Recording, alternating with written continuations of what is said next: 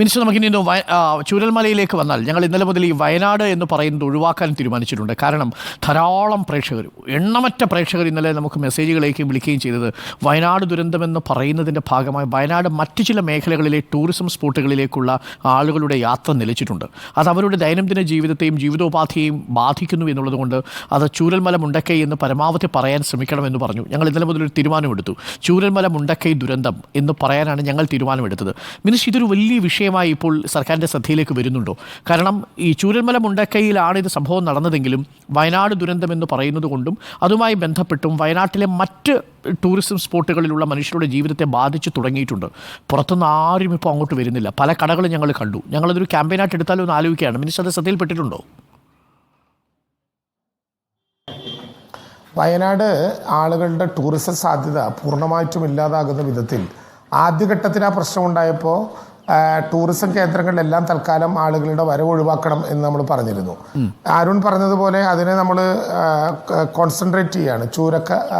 ചൂരൽമല എന്ന വിധത്തിലേക്ക് തന്നെ മുണ്ടക്കൈ, ചൂരൽമല, പുഞ്ചിരിമറ്റം, അട്ടാമല എന്നൊക്കെ പറയുന്ന പ്രദേശങ്ങളെ തന്നെ കേന്ദ്രീകരിക്കുകയാണ്.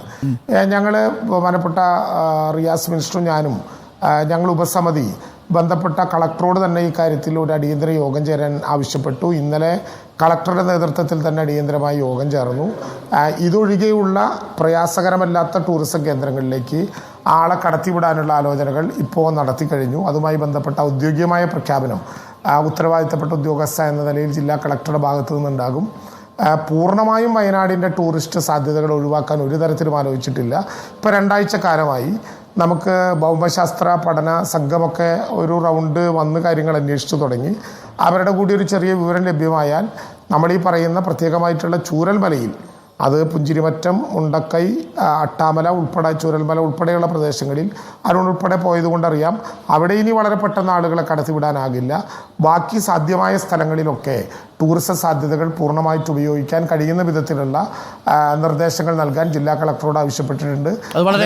ആശ്വാസകരമായ ഒരു കാര്യമാണ് മിനിസ്റ്റർ. കാരണം ഇത് കണ്ടുകൊണ്ടിരിക്കുന്ന ഒരുപാട് പ്രേക്ഷകരുണ്ട്. ഇപ്പോൾ തന്നെ എനിക്ക് മെസ്സേജ് വന്നുകൊണ്ടിരിക്കുന്നു, നിങ്ങളത് മിനിസ്റ്ററോട് ചോദിക്കണം. അപ്പം മിനിസ്റ്റർ പറഞ്ഞ ഈ ഒരു പ്രഖ്യാപനം വളരെ എളുപ്പമുണ്ടായാൽ അത്രയും നല്ലത്. കാരണം ഈ അങ്ങേക്ക് അറിയാവുന്ന പോലെ വയനാടിൻ്റെ ഒരു പ്രത്യേകത ഈ മൺസൂൺ ടൂറിസം ഒരു വലിയ പ്രത്യേകതയായിരുന്നു. ഇപ്പോൾ മൺസൂൺ ടൂറിസം ഇനി അവിടെ എങ്ങനെ നടക്കുമെന്നവർക്കറിയില്ല.